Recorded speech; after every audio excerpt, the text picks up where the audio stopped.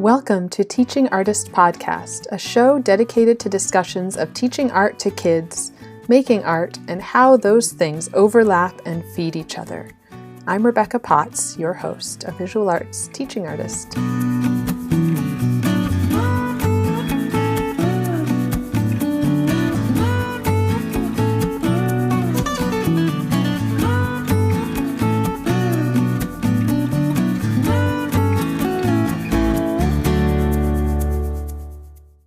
Hi, thank you so much for listening.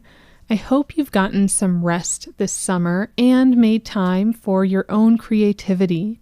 I am definitely feeling the apprehension as we gear up for another school year. Right now, it's looking like my daughter and I will both be in school in person, but with masks required. Although California and Los Angeles are pretty strict about COVID precautions, I am still worried. If you're feeling nervous, just know that you're not alone. Now, I have a great episode for you with Tim Needles, who is the author of Steam Power, a high school art teacher and an artist working in many media. First, I want to share some exciting events coming up. The Art Educators Lounge is a community meeting monthly, which I facilitate with the lovely Victoria Fry of Visionary Art Collective. We usually meet on the last Saturday of each month at 9 a.m. Pacific, 12 p.m. Eastern. We alternate between free community meetings and paid guest speaker workshops.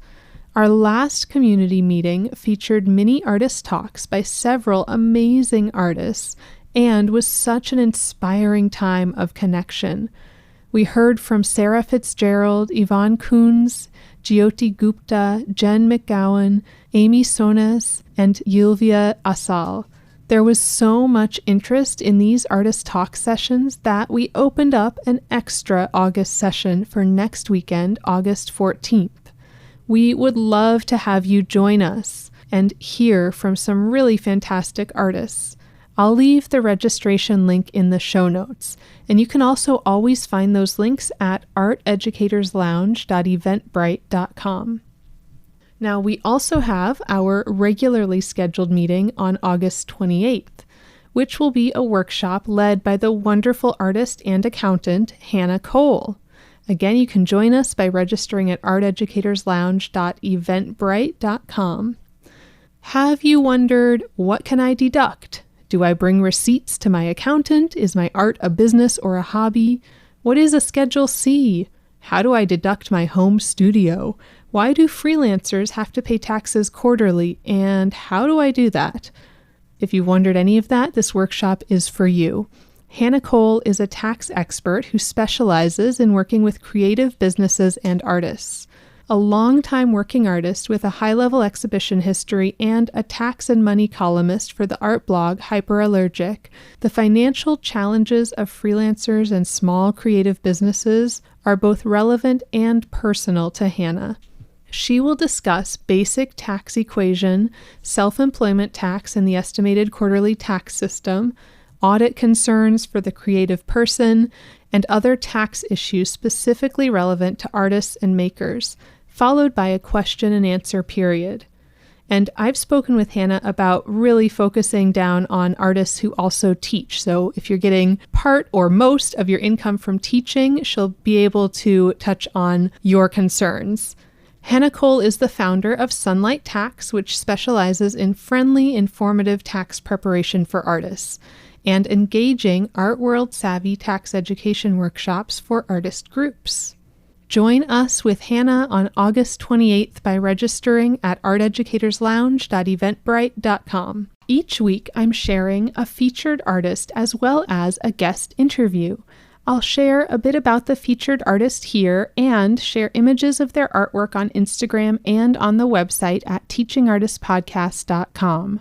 This week's featured artist is Terrence Thompson. Terrence is a multidisciplinary artist based in New Jersey. He makes mixed media paintings and installation work. He grew up in South Jersey and went to college in Philadelphia at the University of the Arts, majoring in multidisciplinary practices with an emphasis in painting and minoring in art education. Terrence loves the art-making process, the power of using different fabrics and materials to help convey an idea or message. He says, "My work is simply about race, and my only goal for my art besides healing and self-expression is to change a mind or two." Terrence's work focuses on the repression of what it actually means to be Black in America today. He started out creating these mobiles that began a conversation about slavery and the education about it at a very young age. The mobiles consisted of depictions of lynchings and wounded figures positioned in a whimsical and childlike environment. This work was made to show the importance of teaching young Black kids of the world they live in, to prepare them, while on the other hand showing the unfairness and adultification of these kids just to protect them. As his work evolves, so does this yearning for a happy ending, or at least a better one. It does seem like a never-ending battle. One thing he has personally felt that has and can help is self-exploration and expression. The main symbol he keeps coming back to is the black bird, powerful, free, and never looking back. He often uses the black bird to express this, breaking free, rising to a higher ground, leaving the bruised and abused shell behind. Ultimately, we find our oneness, our strength and beauty in our individuality, no matter what the world thinks or does to us. Terrence shows this by creating personalized portraits to show the world that we're beautiful and we matter. When creating his work, 4 things ring dear to him: texture, color, patterns, and found domestic items. He uses household items like baking soda, tablecloths, mats, tapes, gift wrap, mops, and napkins. He started using these items because they brought him a sense of home, a sense of his past, which is where this all started. He says, "In the end, I would hope that by growing in our oneness, we can value our differences and grow in our togetherness." And to see some of his work, you can check out our blog at teachingartistpodcast.com, or make sure you're following us on Instagram at teachingartistpodcast. And if you would like to submit your work to be featured, you can do that on our website at teachingartistpodcast.com/opportunities. Tim Needles spoke about infusing new technologies into his artwork, as well as his teaching. He talked about how he's always worked in a variety of media and how teaching really contributes to this tendency, as he teaches everything from painting to photography to design, weaving in augmented reality and virtual reality. He also shared a bit about writing steam power and speaking with scientists who affirmed the need for art to be included when talking about STEM in education. Art is not simply an addition tacked onto STEM, but a critical part of the processes and systems used in real-world scenarios. Tim also talked about breaking into the art world and working outside it. He works both as an artist and with his students to engage his local community and use art as a communication tool. His advice around working in a conservative community and bringing up issues of equity and empathy was so helpful. Being able and willing as an educator to share your vulnerabilities and truly be yourself can make such a difference. Tim Needles is an artist, educator, and author of Steam Power, Infusing Art into Your STEM Curriculum.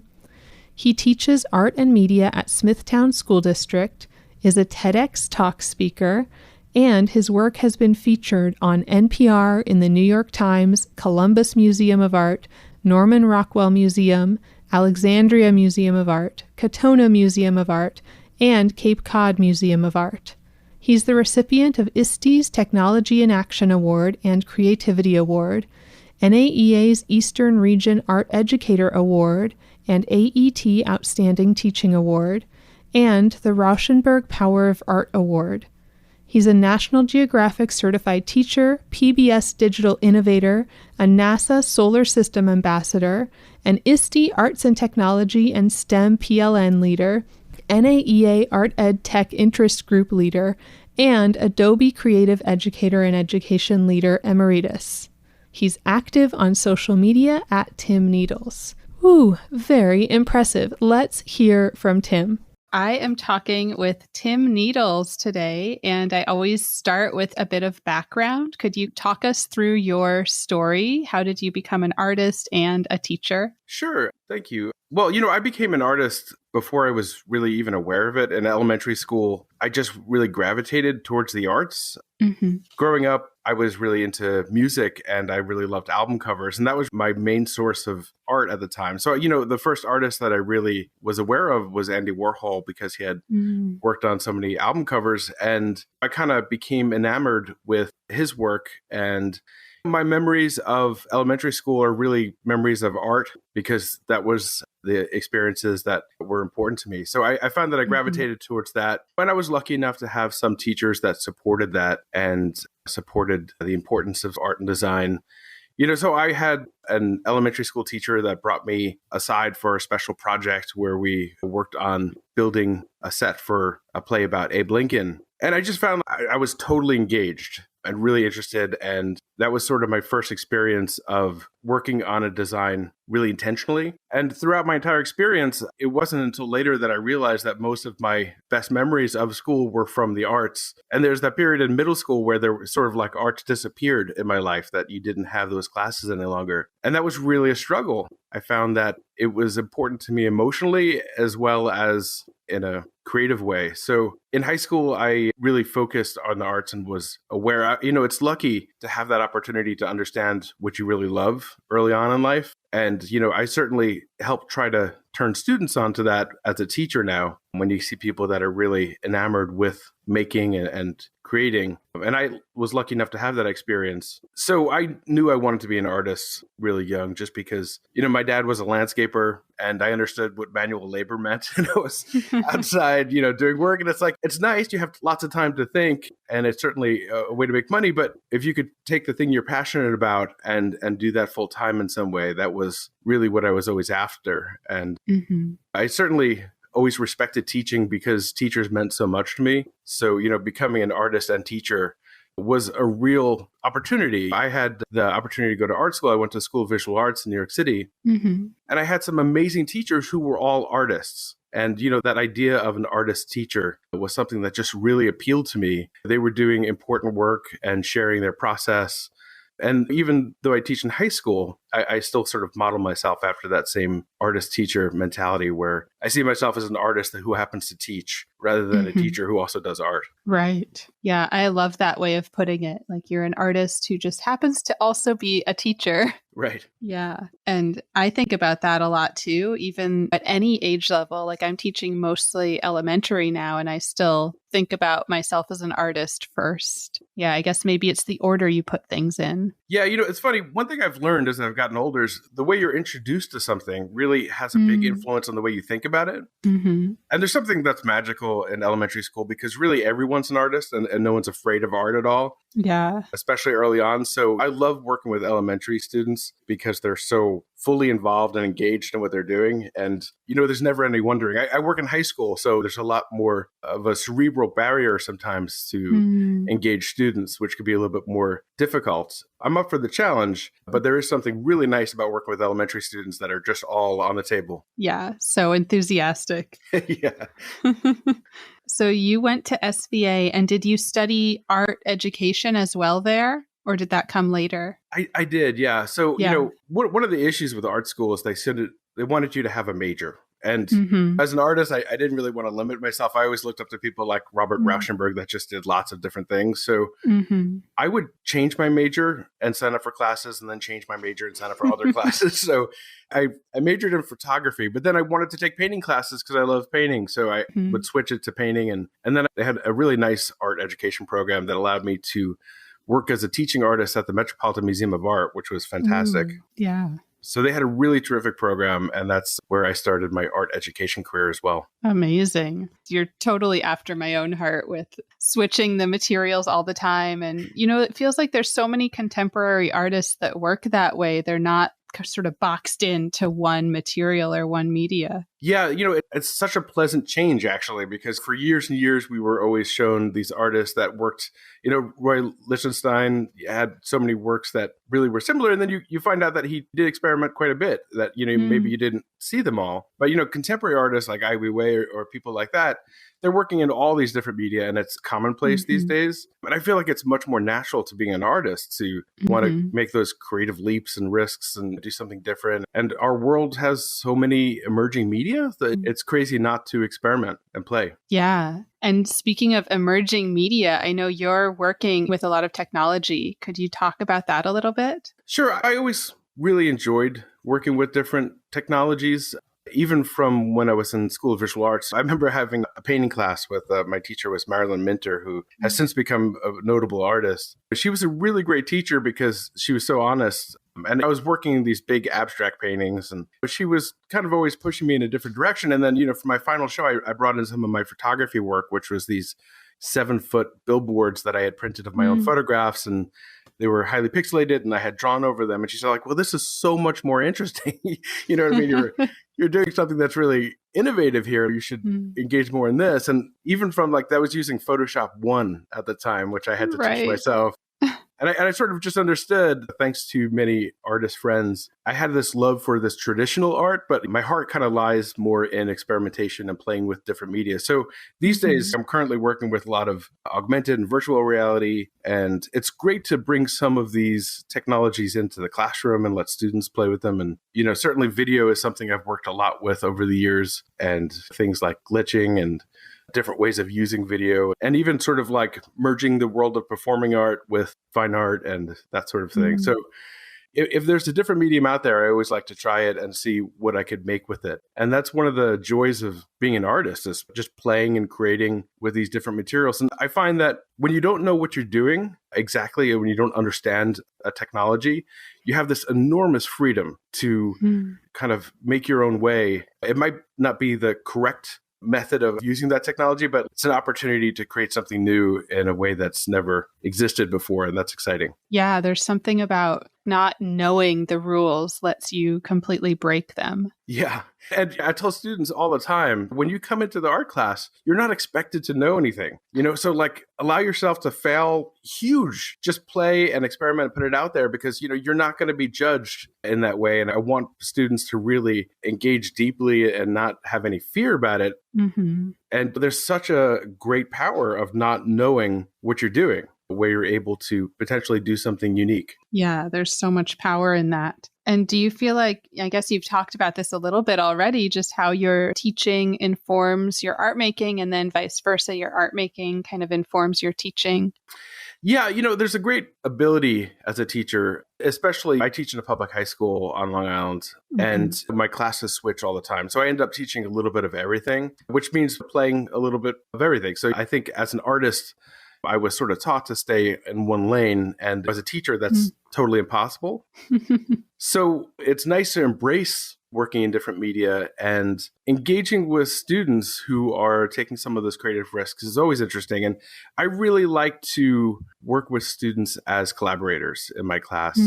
I still sort of approach it in a different mentality, where we're all on the same page and we're exploring together. So it allows for a sense of ownership that they have. And I continue working with them after they graduate and they go to art school often, and they'll keep in touch. And it's nice to have that loop of former students sort of informing the current ones and myself about, what's going on in the art world in different places and in different ways. Yeah, that must be a great way to stay connected. I feel like when you're in an art school, you're always learning and soaking up what's going on, what's current in the art world, and just really exposed to lots of artists who are teachers or mentors or visiting artists at universities. So keeping that connection with students must be really helpful. Yeah, no, it's terrific. And I think a lot of the art schools are really great too, in that they've, especially since the pandemic, they've opened their doors in a way that they haven't before. So we've been invited to participate in college classes with my AP art class.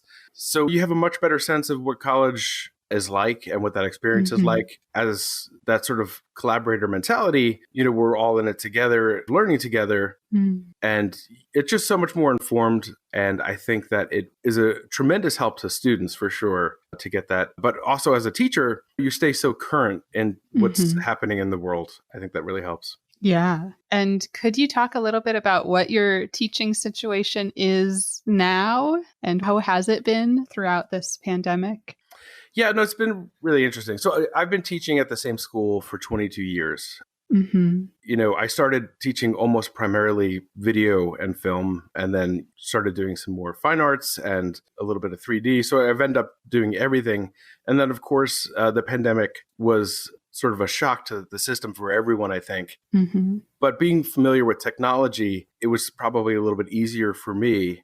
I found that the biggest challenge was getting that sense of connection with students, that personal connection. I think without that, you really can't elevate the teaching to anything that's really interesting. And I think, I focused just solely on creativity and social emotional learning for a little while because I think we were all going through quite a bit emotionally and needed to vent and just be creative. And I found it to be really an important period of time. That first couple of months after the pandemic hit in New York, grades didn't matter any longer. And it was sort of like an opportunity to experiment in ways that I would never have the license to do otherwise. We had done the Getty Challenge together as a class where we created works from famous museums using things around the house. And I found that that was a really informative experience that really focused on creativity. And I took that as a model and started just making my own creative challenges each week that students would do together. And it wasn't so much about the results, it was more about the process and really celebrating the creative choices that different students made. And it was just such a nice change that I kept it and continue doing it now because I found that, it engaged students in a way that other work didn't. And it was nice to focus entirely on the creative choices that students were making and to sort of elevate creativity in that kind of way. Yeah, that's a beautiful way to work with kids. I feel like really focusing on like what decisions are you making? What choices are you making? Yeah, I think that one of the biggest things that is an issue in schools is that some of the things that we know are important, like creativity and innovation, are not assessed in the grading system. So it's important to really highlight that. And when students make these creative choices, to make sure that you promote and share out those experiences so that you show how important they are. And now are things becoming back to like grades matter again? And thinking about, you just talked about how that focus on creativity and innovation is not assessed or not assessed well. Are you thinking about how to do that? Like, how would I assess this process of coming up with ideas and making decisions as an artist? I think we're at a funny point now. I mean, we're fully back in person. So there's this idea, which I totally understand, of getting back to normal, right? That people have. That is totally unrealistic. There's no normal. It's a crazy idea. And, I'm not even interested in going back to normal. I mean, it was a romantic idea that I understand, but, it's also an impossibility. I think I learned so much as a person and as a teacher during the pandemic, and I wouldn't want to lose that growth. So I make sure that I actually now formally assess creativity. As an art teacher, it's easy because we have portfolios and it's so much easier. But, I also promote to other teachers in other disciplines to do that as well. One of the side effects that I've noticed is that students have spent so much time on devices that their sense of connection interpersonally is just not the same. So even though I have students in school, they're always looking down at their computers and just not engaging in the same way. So, I'm doing a lot more projects that are hands-on. We just created a Rube Goldberg machine together. Yes. And it's like, you need to kind of do some of those hands-on making activities because it's exciting and it kind of gets people, engaged in a different personal way. Yeah, that's such a good point, and so true that there's no normal, or, whatever it is not what we used to have. It's a new version of, I don't know that we'll call it normal or not. Absolutely. Yeah, so many things that we don't want to revert back to. But you also bringing up the Rube Goldberg machine and just thinking about how you're sort of infusing ideas about engineering and math. You have written an incredible book called STEAM Power, Infusing Art into Your STEM Curriculum. And I wonder if you could talk a little bit about that, maybe share if you have any sort of favorite little tidbits from the book. Sure. Yeah, absolutely. Thank you. I wrote the book in part because I was so irritated all the time and not seeing art respected. I would go to these workshops that said STEAM and they just wouldn't address art in any kind of way. And then I would even do these programs. For many years, I've worked with companies like Adobe, and I had been at a couple of workshops with big companies that I won't name who kind of like put the idea of STEAM down and said like, well, everyone wants to add into STEM. And I just felt that art had a place in STEAM that was real. So I started the book with my sense of why art belongs in STEM learning. And I made a point of talking to scientists, and I talked to NASA engineers, and I talked to people in all these different disciplines to get their take on it as well, because I understand that as an artist, obviously, I have a skewed point of view. But I think Leonardo da Vinci is the best example of a STEAM person because authentically he just was a master of all these disciplines. So it's basically a look at how I have taught for many, many years, even before I was aware of the acronym STEAM. And I included 18 of my favorite projects, things from working with cardboard to working with virtual reality. So it handles tons of different technology, but also the mindset that really helps create great STEAM work and some of the things that really elevate that STEAM work after you start making it. Things like collaboration and authenticity. So I meant it as a gift. I believe in sharing as an art teacher, that I'm not just teaching the students that are in my classroom, but anyone around me. So I'm really just giving away some of the work that I've done over the years that's been working for me in the book. And that was the purpose. Yeah, beautiful. And I so agree that art is really like fundamentally should be part of this idea of STEM. And, even just the way that a scientist or an engineer or even a mathematician, like anybody working in those fields, approach a problem is very similar to how an artist would approach a problem. Like we work with the same sort of processes. We research, we observe, we experiment. All of these things are part of the art process. That's unbelievably true. I mean, in my research, it was amazing it was so nice to talk to someone from NASA who was so on board with the same way of thinking that I had. And then I found out, that NASA hires artists right out of art school as creative technologists to sort of help with some of the creative problem solving that they have to do. And, things like the Mars helicopter that just took its first flight on Mars, they had to sort of fold it up using origami techniques in order to fit it on the rover. And, wow. Art is such an important part of the science that you're doing. And, what better example is there than that? So the scientific process and the creative process are so closely aligned that it's silly to think that they should be separated. Yeah, absolutely. And there's a really wonderful podcast that's pretty well known, so maybe you already know it, but I love 99% Invisible. Oh, yeah. Yes. That's, just talking about how I guess the title comes from the idea that everything in our world is designed. Like there's some design behind everything that, and 99% of that design is invisible. You don't really think about it because it's so well designed. Absolutely. And, that's a great podcast for teachers too, just because, he has an amazing episode on design of flags that inspired me to try to have my students redesign our town's flag.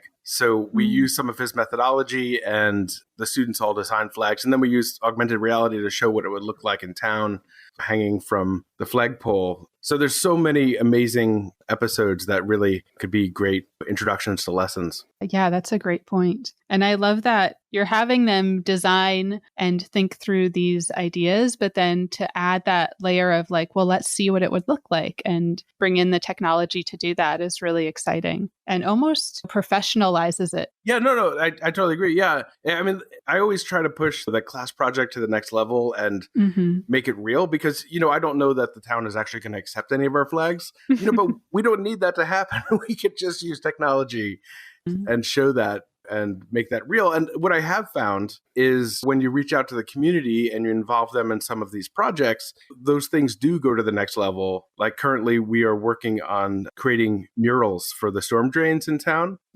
to help educate the community about where the runoff water goes, which is right back into our drinking supply. So, it's kind of amazing when you have these projects that go beyond the classroom and extend. And using technology is one of the ways that I've managed to bridge that gap, because you're able to visualize results before they happen. So it's pretty amazing. And that's just a great skill also to share with students if they're anybody who's considering a career in design of some sort. Like, it's all about mock-ups and showing what your idea would look like in that setting. Yeah, as an artist, one of the things you learn early is that not everyone has the same ability to visualize and imagine results. So, it's all about really communicating your creative ideas, and technology is a terrific tool.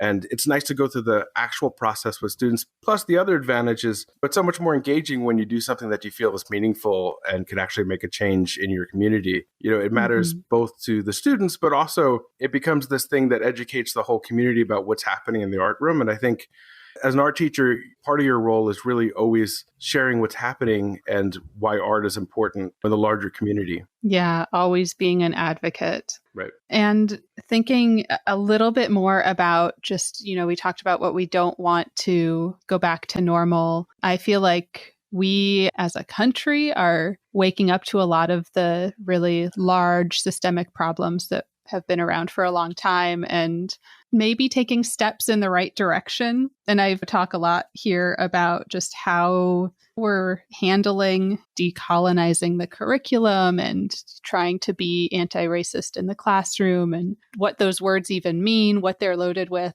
So I'd love to just hear your thoughts about all of that. It's, huge topic. Yeah.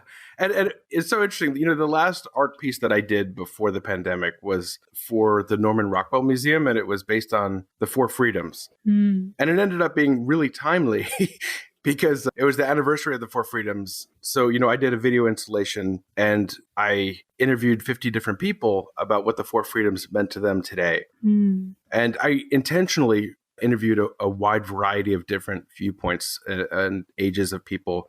So I wanted a really wide demographic to get a interesting perspective from all different angles.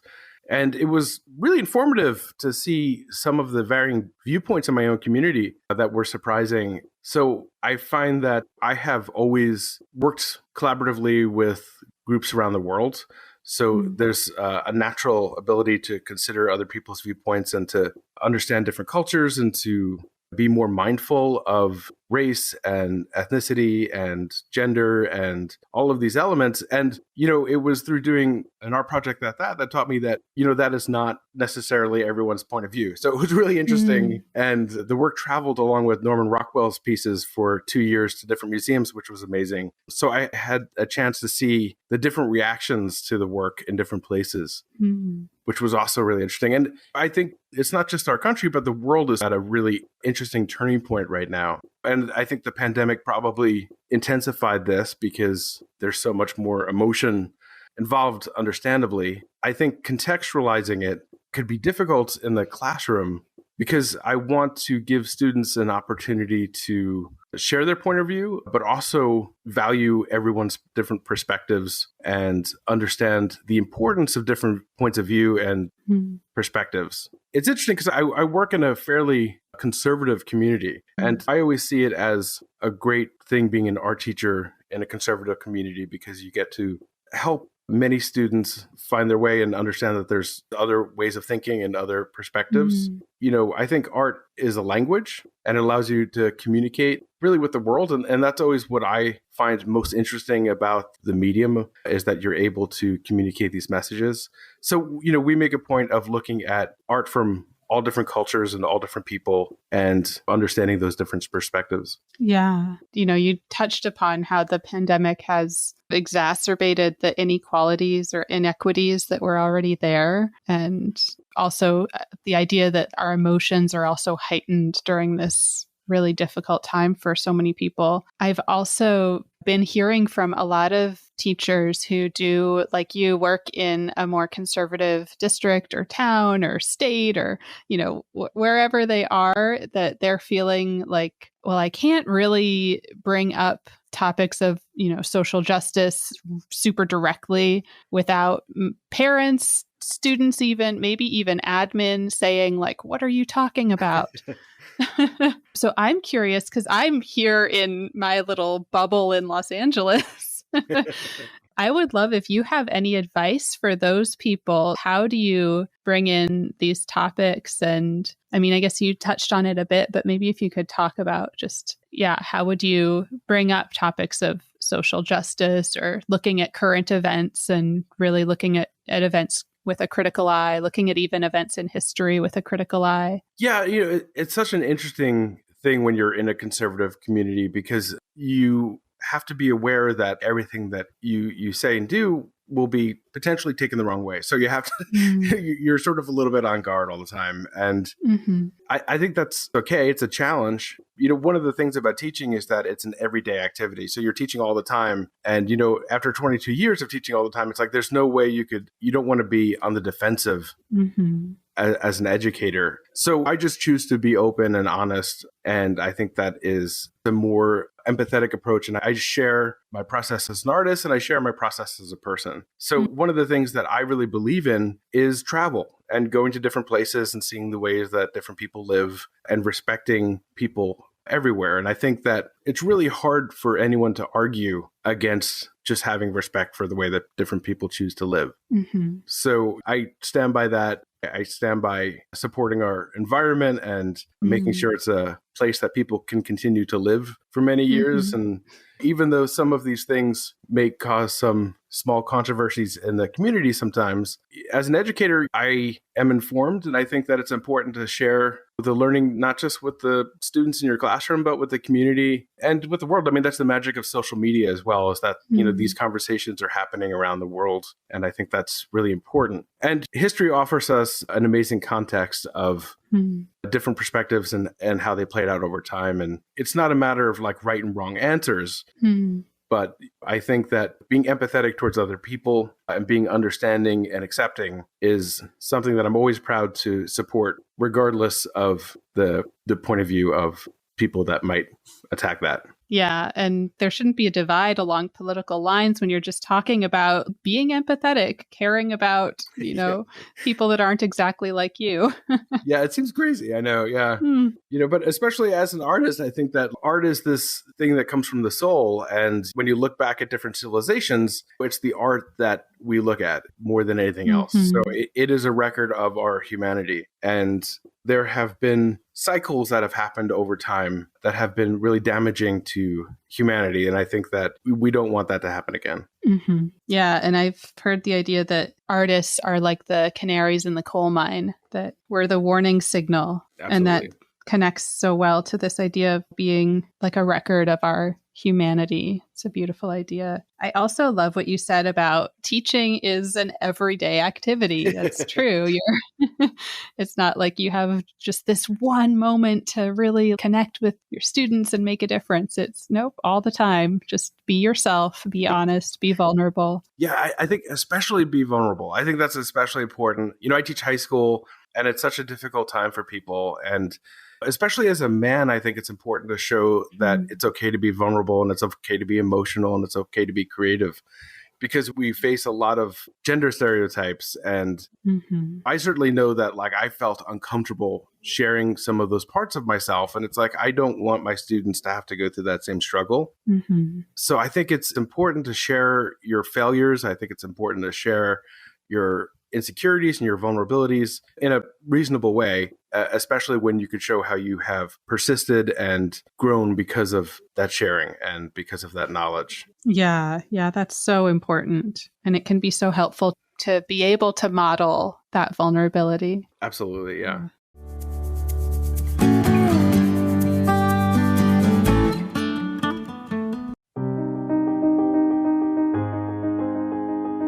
Hey listeners, I'm jumping in here because I have an ask of you. If you are enjoying the show, I would so appreciate your support. I'm humbled and grateful for all the interest in this show over the past several months and for the messages I've received letting me know that this podcast has resonated with you. It has been so inspiring to hear from you. Thank you. This podcast does take time, effort, and resources to share with you every week.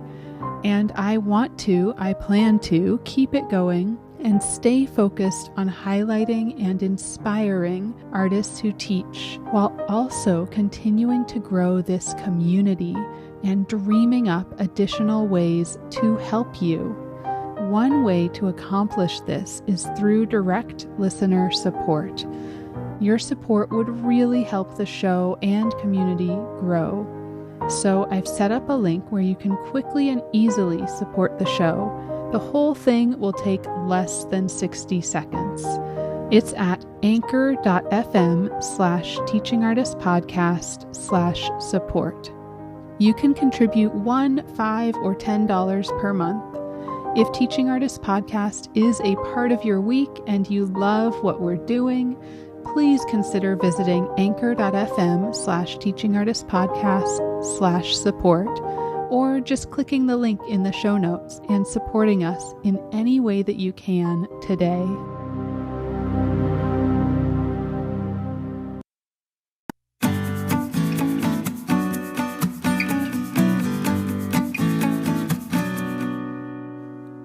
Thinking more about your artwork, I know you've talked a bit about it. Maybe if you could describe your work for someone who hasn't seen it. Yeah, that's difficult.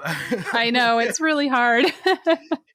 I've always had a sketchbook my entire life. So, in high school, I didn't really understand how to use it. I'd have like 7 pages and then like 20 blank pages. But, I found that as I've grown, I now do like a sketchbook a month, and I've done it since maybe 2007. I used to digitize some of them and put some of them up on the web. So, that's the place where all the ideas sort of begin. And then the medium changes depending on the project. So I would sort of think of myself as a conceptual artist because, the ideas are what drive the work in a lot of ways. It's been things like one of my earlier art projects that was notable was I was driving every day out to the Hamptons on Long Island to take an art class. And I was stuck in traffic every day. And I thought this is an opportunity to show artwork. So I just started hanging art on the side of the road. So I started putting up signs and artwork along the side of the road. And I wasn't aware that I was sort of doing this guerrilla art project. But then I started noticing photographs of the works, and they showed up in the New York Times, and they showed up in some, coffee house books. And I'm like, well, I never understood, even though I had so many contacts in the art world, it seemed to be a place that was sort of difficult to penetrate.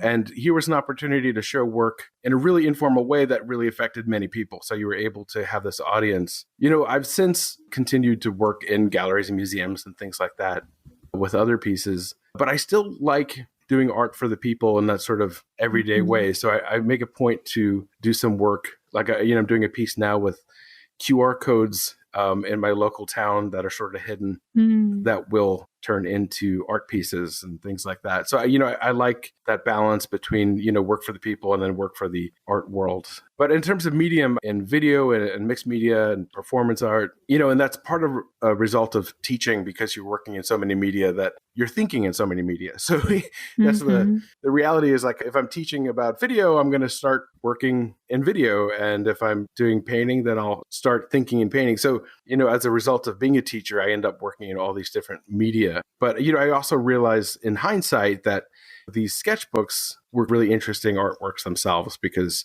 they were sort of complete pieces that told a really interesting visual story. So, it's an eclectic array of work from film and animation to emerging media. Like I'm working now with AR and VR and things like that, but also some traditional media. And I've written some plays and I've done sort of these performance art pieces with video. And like basically, the more I work as an artist, the more I merge together these different media into like an amalgam of various creative things into one piece. So I'm now working in video and performance with some emerging technology as well at the same time. Amazing. And have you done the Brooklyn Sketchbook project? I don't remember what exactly it's called. Yeah, the Sketchbook project. Yeah. Yes. Yeah, many times. Love it. They're terrific people. So yeah, I started doing it myself as an artist, and I did one or two sketchbooks. And now every year I do one personally, and then I do one with my class. So we do it awesome. collaboratively. So each student will come up with a theme together. So like one year we did the telephone game, and so I started the first page, and then someone had to pick something off of my piece of art that inspired theirs. So it's this sort of like long telephone game of inspiration. So it's so much fun because, their work gets shown, and the actual gallery, the Brooklyn Art Library in Brooklyn is fantastic. Mm-hmm. It's this great place you can go and just pull out, 20 sketchbooks and look through all these different, points of view, and you're entering these different worlds, and they've been really supportive of what we've done as well. So, the people that run it have been terrific. So we always stop there on field trips when field trips existed. Yeah, right. But luckily they do have a digital library that's really terrific. Yeah, I haven't done it yet, but it's on my wish list. I need to just do it.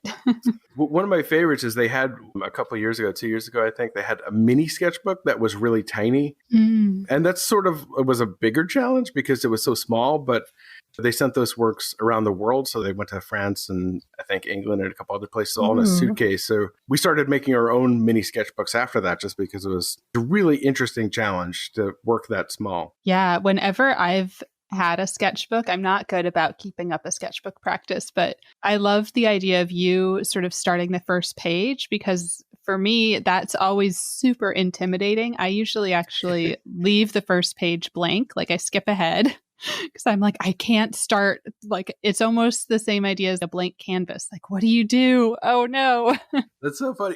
I do the same thing. And I actually tell my students to skip the first 2 pages and then to put in art that looks like what it looks like, traditional looking art, because most people want to look at your sketchbook, but they may not be artists and might not understand art. So I always do a portrait or something that's very traditional for the first 2 pages. So I don't have to answer a lot of questions, because it's all right. Because they're really, most people's idea of art is drawing. So, they think drawing and they assess the quality of the artist by the amount that you could actually render something realistically. So it's a very simplistic way to look at it. But I always put 1 or 2 realistic renderings in the first 2 pages and then just explode with creativity after that. Yes. Oh, I love that. Yeah, I was just mentioning to someone that I was doing this collaboration with my daughter, and their first question was oh, what was it a painting of?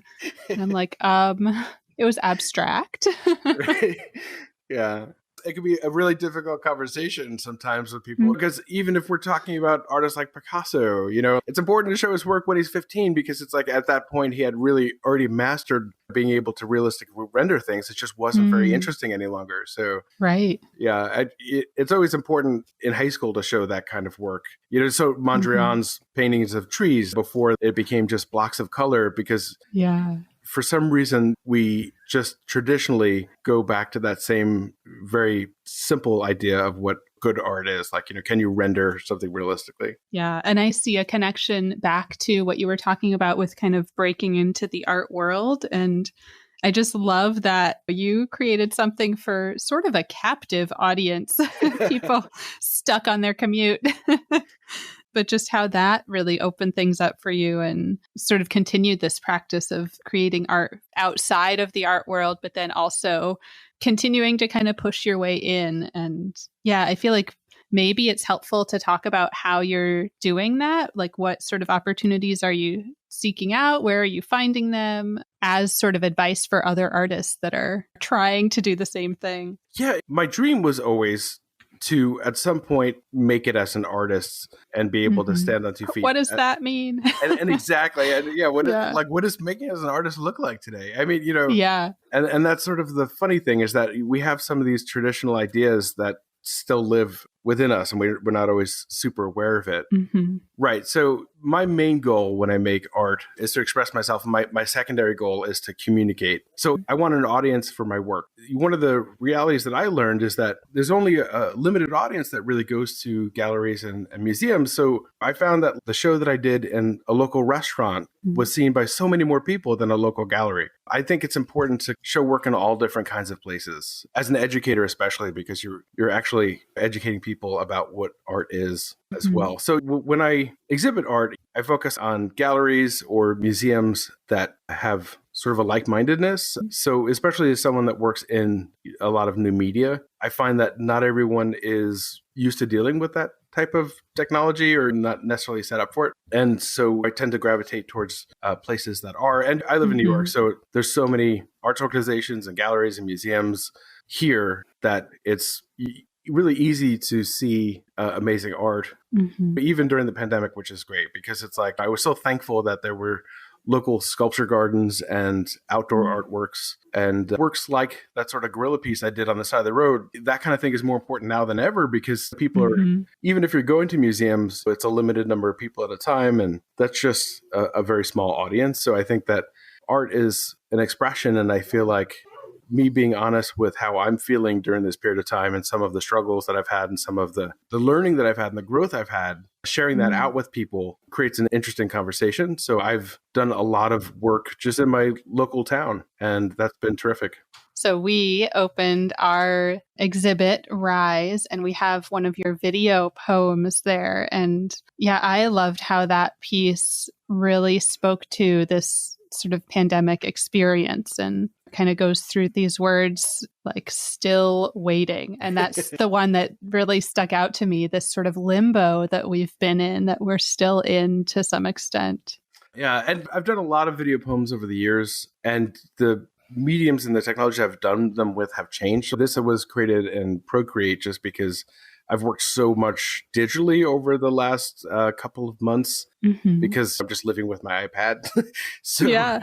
I created almost all of it just on the iPad. And I came across the show through social media. And I think social media is such an amazing tool because that's such a great way to find great art that's happening. And the show really is terrific. It's really interesting to see. I mean, the concept of Rise and sort of like there's a sense of rejuvenation and growth and coming out of this very difficult and dark time that people interpreted really eclectically. That is really interesting. I think that after every really difficult event, there's a explosion of interesting creative work that happens. So, you could certainly see some of that in the show for sure. Yeah, it was exciting for us to see just all the things that emerged, the themes that came out of it, and things that we weren't even really, that weren't on our radar, that we weren't thinking about. It's been exciting to get into this sort of digital world as a curator. And that's one thing I feel like I don't want to go back. Like I've had this idea, like I curated a show back in college when I convinced the school to give me a space. But since then, it's been something like I've always wanted to get into curation and struggled with the physical space not being available or accessible, or like I couldn't afford to hire out a gallery. Right. So moving online and working with more emerging technologies, it's very exciting. And I love this idea of even also bringing AR and VR into these curatorial ideas moving forward. Yeah, it's so interesting, isn't it? I mean, there was a work I saw at the Dali Museum that's done with Dali's artwork that was in VR. That was the first time I really saw an artwork that was fully immersive, that was really art. And then after that, I had seen it at a number of art fairs in New York City. I think it's really the future. I think having the physical space is a little bit of a traditional way to appreciate art, but you're able to do so much with a virtual space. And you could just see how important that will be in our future, especially as an educator. Every teacher was forced to be a technology teacher in the last year, whether they wanted to or not. So once schools invest in that technology, they're not going to not use it any longer. So you can be sure that technology is part of our future. There's no way to avoid that. So you should really just embrace it. And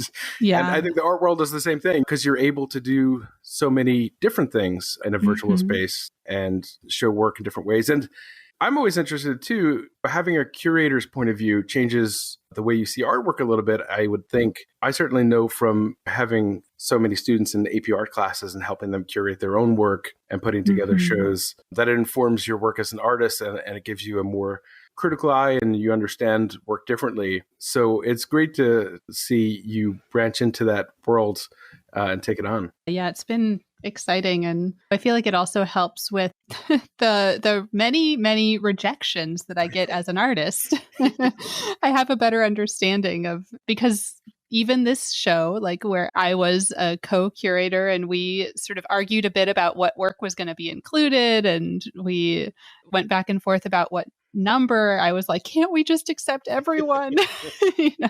They're all so good.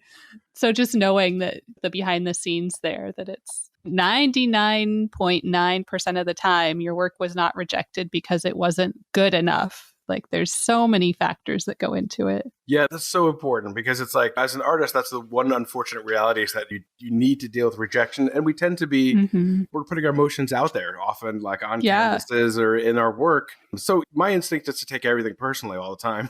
Right.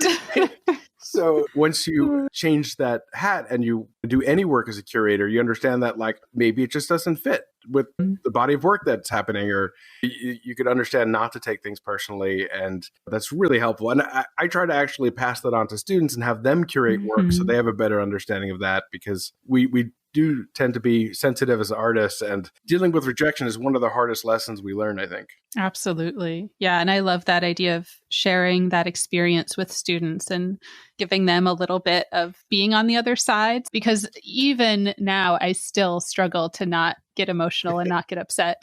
Like sort of this ongoing battle. Me too. I feel you.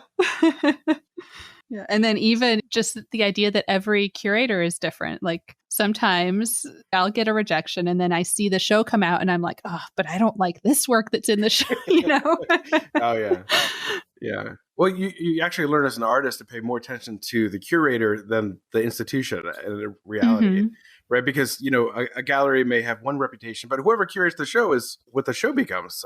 So you learn more about curators and their roles. And it's really interesting to get that perspective. Just like as a educator, maintaining the student perspective is important, and understanding what it's like to be a student. And I'm still taking college classes and different things. And like, you understand good teachers from bad teachers and what works and what doesn't. I think as an artist, understanding the curatorial point of view, and there's often a commerce angle as well in galleries. And that adds a whole different, really important context, depending on if galleries need to sustain finances in order to continue doing their work.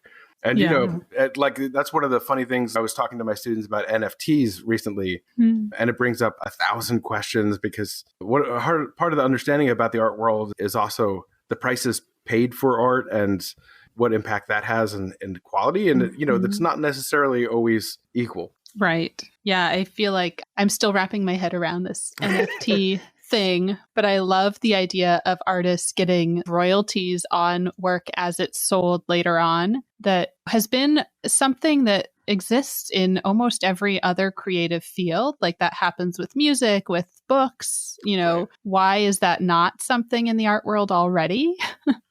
Yeah, that's a really good point. Yeah. So that I feel like is really incredible with this NFT thing. I've managed to make one, but I don't know really what I'm doing. So it exists out there. That's funny. Yeah. I mean, I think that like every artist now has to figure out how to make an NFT and then what you do with it. Yeah. Right.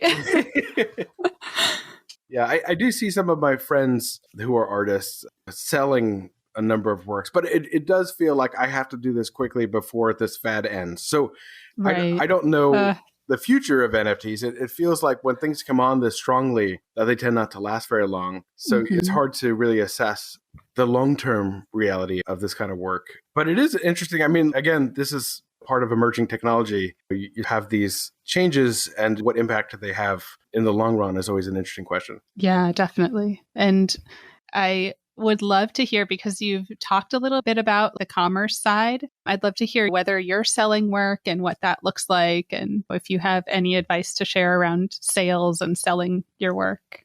Yeah, in a weird way, I didn't feel successful as an artist until I sold work. And I think that's because you don't realize that you have sort of that traditional idea of art in your head. But I began sort of selling work, working as an illustrator. So I would sell illustrations to magazines locally, and I do illustrations And that was really an interesting experience. And then it also taught me how you have to work both as a creative person and then suddenly as a financial manager, which is much more difficult. Right. And understanding pricing and getting the value out of your time and things like that. I did love having work seen by so many people because that's one of the advantages. In a real sense, that's one of the greatest advantages of having written a book is that you don't know who out there happens to read it. You pour yourself into 150 pages, and then it's sort of a surprise to get something on your Instagram page of someone who happened to read it in the middle of the country who you'd never expected. So it's really an interesting experience. And then I have sold some of my pieces and I have had some performances and things like that have sold. But I find it to be a bit of a challenge. One of the real benefits of being an art educator is that I don't need my art to sustain myself. Right. So it allows me to be more of a connoisseur in terms of what projects I take that are commercial and what work gets sold. One of the things I learned from a lot of my professors in art school is that really who you're selling work to is as important as the price that you're getting for it, because a lot of people collected their work and those people became champions for them that helped elevate them as an artist. And I think it's more a point of actually finding people who are going to take care of your work and help move it forward and really appreciate it than anything else. Yeah, that's such a good point, that the collector can maybe not make or break, but they can really be instrumental in moving your career forward as an artist. Yeah, it's really interesting. There's a couple of great programs for art educators. So SCAD has one that's a summer program. SVA has one in New York City. There's a terrific one in Chicago. And in some of these programs, they bring in contemporary artists who will talk about not just their artwork, but also their art collections, because a lot of artists obviously collect work. And it's so interesting to see what work artists collect and the story that tells too, because the way that people collect is really interesting. Like there's a terrific documentary on these two New Yorkers who never spent a lot on artwork, but they had this tremendous collection of artworks in their small New York apartment. Yes. And they were teachers or librarians, something like they had not the high paying job you assume a collector is going to have, right? Absolutely. Yeah. And it's amazing. Yeah. And they put together this just tremendous body of work, like this terrific collection of work on like a blue collar salary in their small apartment. That was like, it shows you what you could do as a collector, even without a huge financial background. Yeah. And do you collect work? Have you been collecting? Yeah, I do. I should. Yeah, that makes sense. Yeah. Sorry. I love that. Yeah. Yeah. So I have a couple of rules. So I try not to spend over $500 on anything. And I try to collect work. So I have to really love the work and support the artist. I have works from Swoon and Wayne White and John Bergerman. So these are all contemporary artists that I really love. Yeah. And there's local people like Tara McPherson. So it's really nice. I have a small house, but art is a big part of it.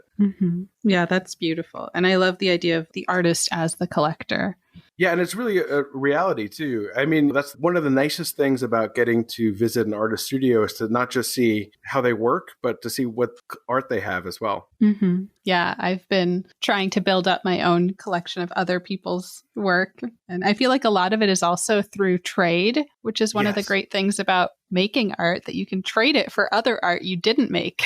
Yeah, absolutely. And we do that a lot even in school. So like I wouldn't feel right buying students' work necessarily, but you know, we do have a bartering system where the students leave, they leave one piece of art to the school that we put and display, so that you can kind of see this nice tradition of all of these artists that have gone off to art school and the art world. And then we have one piece that kind of represents them. Nice. Yeah, that's beautiful. Okay, sort of wrapping up, what are you curious about right now? Oh, I'm curious about so much. I mean, currently, I know. I'm creating art in virtual reality right now, and that's really interesting, dynamic, and unlimited sort of space. So using the tilt brush was about the most fun I've had making art with any technology ever, because you're in the piece of artwork that you're making, which is such a unique experience. So I'm always interested in where this goes and how to push this further. So having worked in mixed media, you're able to bring video and these 3D drawing and some paintings into this virtual space and create this environment. So it feels really immersive. And I like the idea that a person could potentially wear goggles and have this experience individually. So, I mean, that's what I'm exploring right now. And it's sort of this new world of possibilities, which is really exciting. Yeah, that is so exciting. Okay, a fun little question. What is your favorite food? Oh, my favorite food. I'm going to say coffee and chocolate croissant, if that's okay. So good. What I call the French breakfast. Yeah. Yes, I could have that every day. Probably shouldn't. I love that. And is there anyone that you'd want to thank or give like a shout out to? Oh, there's so many people. But I will give a shout out to some of my fellow art teachers, Samantha Melvin, Don Mass, the Grunlers, and all of my friends on the ISTE Arts and NAEA Art Ed Tech group who always support. It's so nice to have artist educators that you collaborate with and work with. But it's important to have colleagues that are like-minded. So Carrie Parrish and Jean Bjork and all of my friends of art teachers, it makes such a difference, you know, being a teacher of 22 years and being an artist.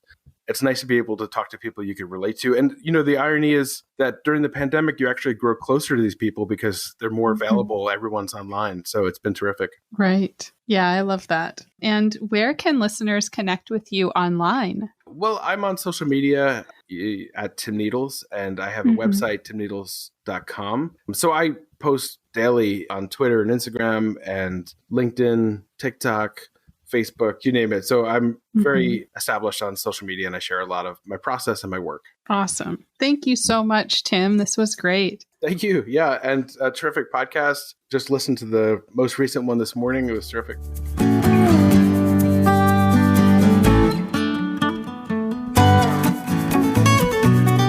Thank you so much for listening. As always, you can reach me at Teaching Artist Podcast on Instagram or teachingartistpodcast@gmail.com. Who do you want to hear from? Please share your recommendations of teaching artists. And if you loved this episode, please subscribe, leave a review wherever you listen to podcasts, and follow me. It really makes a big difference. Thank you.